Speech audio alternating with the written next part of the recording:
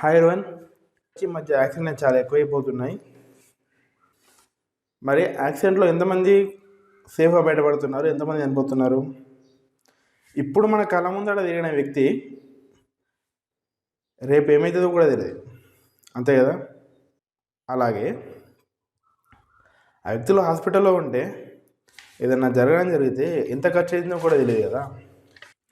అదే మనకు తెలిసిన వాళ్ళకి ఏమన్నా అయితే, ఇప్పుడు మన కళ్ళ ముందున్న వ్యక్తి వాళ్ళకి యాక్సిడెంట్ ఏమైనా అయిపోతే మనం కరెక్ట్గానే వెళ్తున్నాం, కరెక్టే, కానీ అవతల వాళ్ళు కరెక్ట్గా వస్తున్నారు లేదో తెలియదు కదా. ఈ సెకండ్ ఎవరికి ఏమవుతుందో తెలియదు కదా. ఒకవేళ అనుకోకుండా ఏం జరిగితే మన ఫ్యామిలీకి ఆధారం ఏది? అయితే ఈ క్వశ్చన్స్కి మనకు ఆన్సర్ ఏది మరి? అండ్ ఇంకోటి, మనం ఎన్ని చెప్తున్నాం కదా, మనం ఒక్క విషయం ఎందుకు నెగ్లెక్ట్ ఇస్తున్నాం? మనం ఇన్సూరెన్స్ తీసుకోమంటే ఎందుకు తీసుకుంటుంది? ఒక వ్యక్తికి ఈ ప్రజెంట్ ఉన్న సిచ్యువేషన్లో ఏం జరుగుతుందో కూడా గ్యారంటీ లేదు కదా. మనం ఇన్సూరెన్స్ అన్ని ప్రతిదానికి ప్రతి ఖర్చులు చేస్తాం కదా, మరి ఇన్సూరెన్స్ దగ్గర వచ్చేసరికి ఎందుకు వేస్తలేం, ఎందుకు ఆలోచిస్తున్నాం? అండ్ ఇంకోటి, అండ్ ఈ ఇన్సూరెన్స్ అనేది ఈ మధ్య అవగాహన మనకు పెరుగుతున్నది. కొంతమందికి, అందరికి కూడా కాదు, కొందరికి పెరుగుతుంది. కొందరు అప్పు ఏం సరే వేస్తున్నారు, ఇన్సూరెన్సే తీసుకుంటారు, హెల్త్ ఇన్సూరెన్స్ కానీ లేకపోతే లైఫ్ ఇన్సూరెన్స్ కానీ తీసుకుంటారు. ఇంకొందరు మాత్రం ఏమవుతుందో, ఏమో నిజంగా మనకు అస్సలేదు అనే ఒక అపోహలు అయితే ఉండిపోతున్నారు.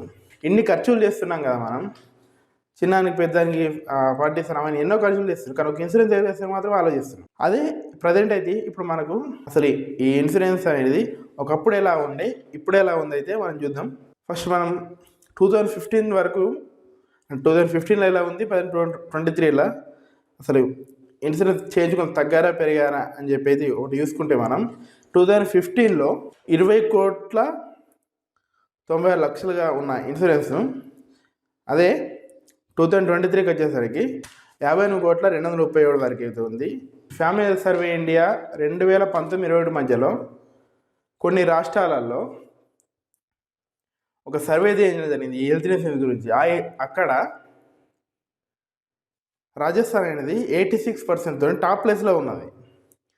అదే మన తెలుగు రాష్ట్రాలు ఆంధ్రప్రదేశ్, తెలంగాణ సరికి 3rd and 5th ప్లేస్లు ఉన్నాయి. ఆంధ్రప్రదేశ్లో ఓన్లీ 80% మంది హెల్త్ ఇన్సూరెన్స్ చేయించుకొని 3rd ప్లేస్లు ఉంటే, తెలంగాణలో 69% మంది హెల్త్ ఇన్సూరెన్స్ చేయించుకుని 5th ప్లేస్లో ఉన్నది. అర్థం చేసుకోవచ్చు వాళ్ళకున్నంత. రాజస్థాన్ 1st ప్లేస్లో ఎలా ఉందో మన ఆంధ్రప్రదేశ్, తెలంగాణ ఏ సిచ్యువేషన్ ఉన్నాయో అర్థం చేసుకోవచ్చు. ఇంత ఘోరంగా ఉన్న సిచ్యువేషను, కానీ మనకు మాత్రం హెల్త్ ఇన్సూరెన్స్ మీద అవగాహన ఉండదు, అసలు ఇన్సూరెన్స్ మీద అవగాహన ఉండదు. ఇక లైఫ్ ఇన్సూరెన్స్ దగ్గరికి వచ్చేసరికి 2020 నుంచి 23 మధ్యలో 20% లైఫ్ ఇన్సూరెన్స్ పాలసీ చేసుకునే వాళ్ళు తగ్గడం జరిగింది. అందులో ఎల్ఐసిలో 80% వరకు వేయించుకుంటే 20% మంది మిగతా ప్రైవేట్ ఇన్సూరెన్స్ కంపెనీస్ అయితే వేయించుకుంటున్నారు. ఒకటి ఏంటంటే, మనకు ఖచ్చితంగా ఒక అవగాహన అయితే రావాలా ఇన్సూరెన్స్ మీద. కారుకు, మొబైల్కు ఇన్సూరెన్స్ ఉంటుంది, కానీ మన లైఫ్కు మాత్రం ఇన్సూరెన్స్ ఉంటుంది. మీరు ఒకసారి ఆలోచించుకోండి ఇన్సూరెన్స్ గురించి.